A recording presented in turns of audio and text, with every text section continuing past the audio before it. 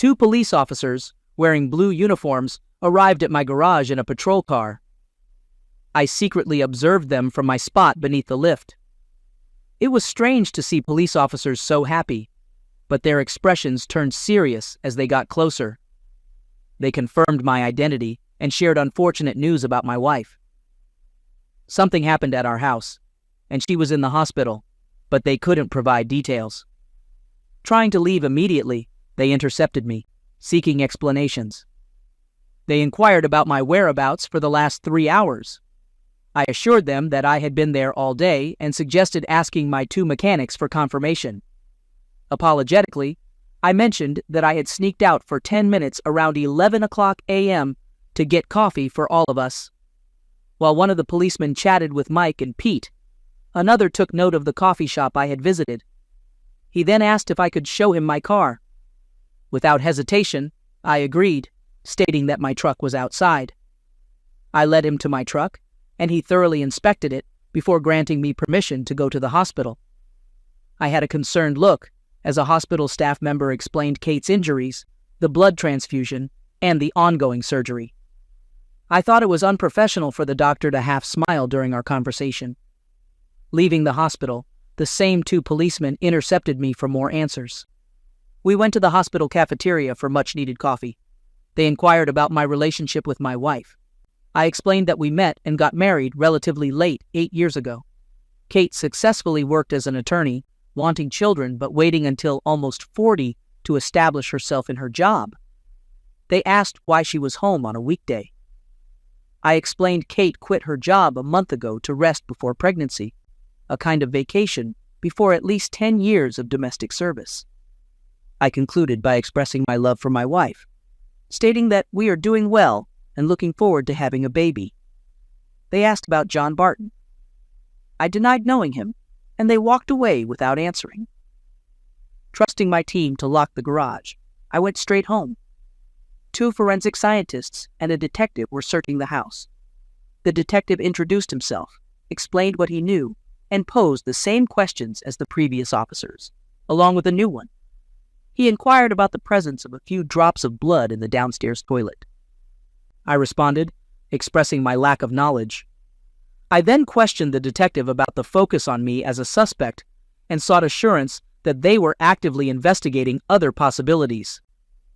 He reassured me, stating that they had several leads and mentioned his colleague talking to Mrs. Barton. Curious about John Barton? I asked. Apologetically, the detective stated that it was inappropriate for him to comment. They walked away, leaving me in a state of confusion. I went upstairs to the master bedroom and observed the unfolding scene, realizing I would be truly shocked if I were watching it for the first time. Earlier in the day, around 10 a.m. at work, I started thinking about closeness. There's nothing unusual about this. They say guys think about closeness an average of 67 times per waking hour, and men virtually cut off from their wives for a month can double that. Since Kate left work, our 2 to 3 times a week has dropped to almost 0. Kate was either in a bad mood, bored and depressed, or too tired. Personally, I thought it was because her normal life was ending, and she was scared. Being a caring husband, I didn't want to pressure her. She'll come out of her fear at her own pace. I knew my life would change after having children, but I understood hers would be turned upside down. I kept daydreaming about our early years of marriage, where our bed life was anywhere, anytime. In any case, we made an effort to keep it fresh and new as long as our imaginations existed, and then slowly fell into the automatic mode that long-term partners often do. I snapped out of my daze, realizing I needed to act. Restore spontaneity. Head home now and be close with Kate until you're completely spent. Decision made. It's time to leave and go home. I informed Mick and Pete that I'd be away for a while. Pete asked if I could test drive the car he just serviced. Returning home, disappointment struck as I saw an unfamiliar car in the driveway. My friend's visit ruined my plans. Nevertheless, I decided to go in. Maybe my friend could be convinced to leave and salvage my plans. Without suspicion, I opened the front door and my hair stood on end. I knew my marriage was over. The unmistakable sounds of joyous affinity reverberated down the stairs. It was almost automatic for me to record a video whenever a client brought their car to the garage, a precaution against accusations of damage. Heart pounding, I ran up the steps, camera ready, and peeked through the bedroom door. Yes, it was Kate. And yes, it was some guy I didn't recognize, happily on our bed. Suppressing the urge to react violently, I turned away. I can honestly say this was the most challenging thing I've ever done. My legs gave way, and I collapsed outside the door, completely devastated. Dimly aware that they were reaching their peaks nearby, I couldn't tell how long I stayed there. Gradually, it dawned on me that all sounds of their betrayal had stopped, replaced only by conversations. It was just as bad, and still tore me to the core. Realizing I needed to think, I knew I had to get out of earshot. Reacting emotionally would at least land him in the hospital and me in prison. Quietly getting up, tiptoeing downstairs, I slumped on the sofa, away from the sights, smells, and most sounds of betrayal. Free from emotional distractions, I did what I knew best and devised a plan. Get him out of sight, confront him, throw him out the back door undressed, and repeat the process with her. Without bruises and witnesses, I hoped to avoid a trial. Fortunately, I had the perfect shock weapon in my workshop. 2 years ago, in the Army Reserve National Guard, my skills earned me the task of clearing trucks, where I found a small device that would now come in handy. Police call them stun grenades. Slightly larger than a regular grenade, they're a small canister with a lever pin ignition mechanism, specifically made for hostage rescue.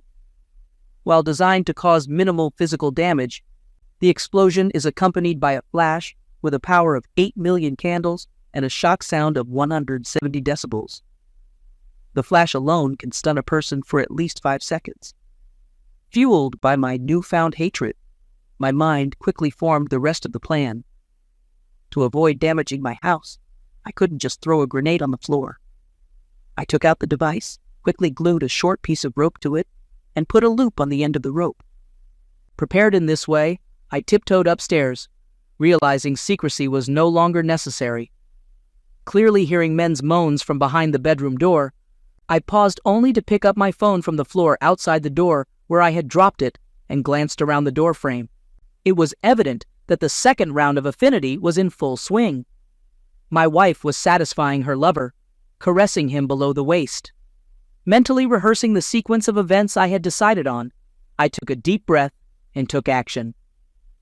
Stepping into the room, I looped the end of the rope around the hook on the bottom of the light fixture, leaving the device hanging halfway to the floor. I pulled out the pin, put it in my pocket, and walked out the door, pressing my fingers tightly to my ears and closing my eyes. Even with my precautions, the effect was amazing. I clearly felt the shockwave and the bright reflected light through my eyelids. Following the plan, I jumped into the room again, ready for action. This time, it was my turn to be surprised. I don't know exactly what I expected to see, but it was nothing like the scene that appeared before me. Mr. Anonymous lay on his back in bed, and there was clear damage below his waist. Either nature had been cruel, or something crucial was missing. Kate lay on the floor, her eyes empty, mouth moving like a fish out of water. Confused, I retreated to the hall to ponder. My thoughts were abruptly halted by 2 horrifying screams from the bedroom, followed by loud bangs and slamming doors. It dawned on me that I was in serious trouble. My plan had failed once again. Peeking into the chaotic scene, the guy tumbled out of bed, clutching his groin and howling. Kate was absent, presumably in the bathroom. We needed to erase any evidence. Returning to the room, I quickly located the detonator for the device and added it to the rope. Finding nothing else, I concluded everything else had been destroyed. I approached the bathroom cautiously. Kate was on her knees, vomiting into the toilet. I had no desire to assist her. I just didn't care anymore. En route to the door, I spotted something on the floor and picked up a warm, soft piece resembling a tongue tip. In the first floor toilet, I disposed of it. They wouldn't be able to reattach it. Trying not to make a sound, I sped down the street, thankful once again for our distance from neighboring houses. Halfway to the garage, I emptied my pockets into a roadside trash can. 10 minutes later, I was back in my small work garage. I called Pete and Mike, my dirty, oil-stained employees and friends. They rushed to me, sensing my alarm. I asked them to vouch for me for the last 45 minutes, and they agreed almost simultaneously, saying, "Of course, boss." Before they could agree too quickly, I cautioned them that what I did was very serious, and once I explained, they might not be so hasty to answer. I expressed uncertainty about the charges I might face, acknowledging that it could lead to jail time. Before providing an explanation, I put on my old overalls and rubbed an oily rag on my face and hands, preparing for the impending police arrival, which I expected. The guys looked at me, somewhat stunned, as I briefly recounted recent events. Mike was the first to break, attempting to hold on for 15 seconds before bursting into laughter. This set off Pete, and soon we were all hooting uncontrollably.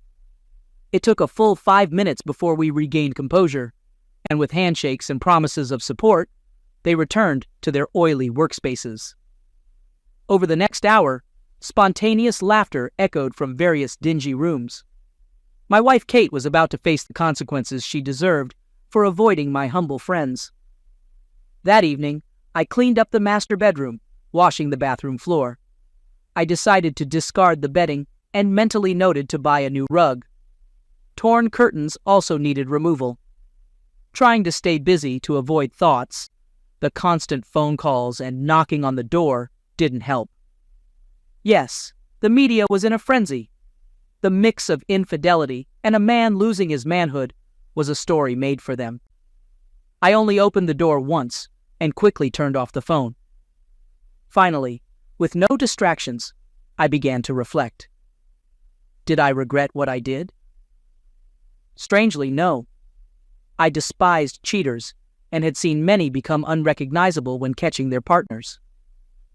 Oddly, even before lunch, I was confident my wife shared this passion. I was shocked to be so wrong. Moreover, Kate's motivation astonished me. She appeared as devoted to me as I was to her, and our bed life had been fantastic. Well, until recently. After hours of inner turmoil, I could only find one clue. I can still recall the uneasy feeling I had 2 months ago when Kate said she was retiring to enjoy her last days of freedom. I thought she'd work until at least the 7th month of pregnancy. Something about her wanting one last celebration before having kids seemed strange. My personal cell phone interrupted my thoughts. Not many people knew this number. Caller ID showed Kate's parents' number. They lived about 3 hours away in the same state. I answered since I always got along well with them. After fewer pleasantries than usual, her mother got to the point. She asked me if I knew why journalists were besieging their house, mentioning that they would have to find out someday. She couldn't bring herself to go into detail. She then inquired if I had watched the local news that evening, maybe the main news, mentioning a story about a cheater who bit off her lover's dignity. I always liked her mom's colorful language and her views on life, but it didn't make our conversation easy. "Yes, Mom, look, there's no easy way to say this, so I'll get straight to it. The woman's name is Kate." Luckily, my confusion was interrupted by a scream, followed by a beep. When I pressed the end call button on my phone, I noticed a warning on the screen. This reminded me that I wrote down the end of my marriage just 8 hours ago. I had vague memories of leaving my phone recording outside my bedroom door. I knew that if I never knew or believed the reason why Kate did what she did, I would never be able to trust any woman again. There was a good chance that I would die a lonely misogynist, doomed to a life of uselessness. With desperate hope, I started playing the video. I already knew what it was showing. The pain was too fresh to relive the scene. I opened my eyes just as I put the phone on the floor. Without a visual representation, just a view of the hall ceiling, I had to imagine Mr. and Mrs. Infidelity lying side by side on the bed. I couldn't hear the sound clearly, so I downloaded the file to my computer and ran it through an amplifier. This is an important part of their conversation. Kate, it was fantastic. The past week has been great, actually. Does this really have to end today? My offer still stands. Just give me your word, and I will divorce Sarah and marry you. Well, yes, it looks like it will work. A great start to a marriage with a guy who left his wife and kids.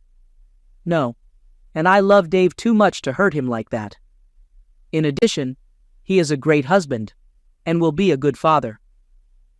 After today, I will be Mrs. Goody-Goody, a housewife at least until the youngest of our children start school. You can't love him that much. It's not him lying here next to you. No, you're mistaken. I love him very much.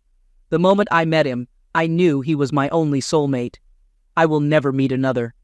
I am happy that I have such a good man who spoils me and will nurse me when I get a big belly from his 2 or 3 babies.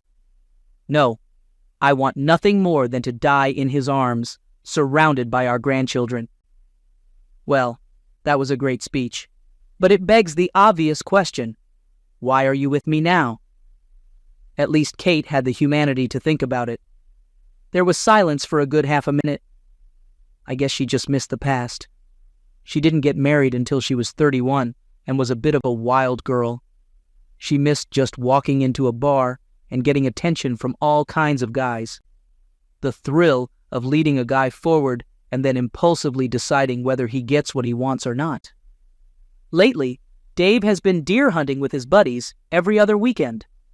3 weekends ago, she decided to take a trip down memory lane and check out a bar. This resulted in one night that was okay, but unsatisfying. Then last Saturday, she happened to walk into the bar I was at. And here we are. God, she's so cold. Kate, just consider this the last hooray. Anyway, what is she complaining about? Come here. I turned off the sound. At least now I knew that I was a good lover and husband. The problem wasn't me. The following days passed in complete disappointment. 2 days later, the reporters demobilized and left my quiet street. The hospital administrator called me and said that Kate would like some pajamas. I missed this one. She will have to put up with these humiliating hospital gowns. 2 days later, her father called me. He apologized for his daughter's behavior and expressed hope that I would keep in touch with him to try to sweeten the deal. He reminded me that he has another daughter and she was recently divorced. Sorry, Dad. It's just too weird. 4 days after this event, he was shown on the news again. Mr. Not-So-Big-Deal has been released from the hospital. Journalists dug up something and exposed him as a serial cheater. So it was with some pleasure that they announced that, although the surgeons had succeeded in sewing his manhood back together, it was very unlikely that it would achieve any of its intended functions. At the end of that week, I received an unexpected visitor. Mrs. Barton, or Sarah, as she insisted I call her, was a pretty lady with sad eyes. She told me that she had heard rumors that I might have some evidence that could help her in her divorce case. I explained that maybe it was true, but I couldn't admit it without exposing myself. She understood everything and was very apologetic for asking. I told her that I thought there was such an abundance of circumstantial evidence that she wouldn't need what I had. If this turns out to be wrong, I will persuade her to return and perhaps change her mind. There was such sadness in her that I felt sorry for her. Pulling out the video file, I played her only in the aftermath of the big explosion. The shock of her husband's screams made her cower at first, but she soon pulled herself together. Suffice it to say that she was not very sad when she left. Being the helpful guy that I am, I invited her to come pick me up when the sadness returned. Oh yeah, that wasn't the last time I saw Sarah Barton. The last visitor I received was probably the strangest. On Saturday, I answered the door to the detective I had spoken to at the house. On the day of the big event, the suit disappeared, leaving only jeans and a shirt. Hey, son. No, I won't come in. I just wanted to say that if there was insufficient evidence, I recommended that the case be closed. Hearing my gratitude, he turned to leave but stopped and looked back. Listen, at the end of the year, I will retire. If I come back after this, will you tell me how you did it? I just smiled and wished him a good day. Kate's letter arrived the following Tuesday. My dear Dave, I can't express how ashamed and sorry I am that I did this to you. I understand perfectly why you couldn't bring yourself to visit me, and I forgive you, unconditionally. I never thought about the full extent of the possible consequences of my actions. I, of course, did not imagine that my parents would actually disown me. I know that I have lost your love, trust, and respect forever, which hurts me more than I can describe. I will understand if you never want to talk to me again, but it may help your recovery if you allow me to explain why I did what I did. Just be sure that it's all my fault. Doctors say that I won't be able to speak normally for a long time, if at all. They think I swallowed the tip of my tongue when I bit it off. They tell me about some experimental stretching technique that can restore some function. I hope this works, and I can at least get back to my career as a distraction from the dull, loveless, childless future I'm currently facing. Ask anything you want in a divorce, and I will sign it. If you could find it in your heart to keep me on your health insurance for the near future, I would be forever grateful. Farewell, my love. I wish you nothing but happiness in the future. I hope I haven't completely ruined your life. Your Kate, a.k.a. your cheating wife.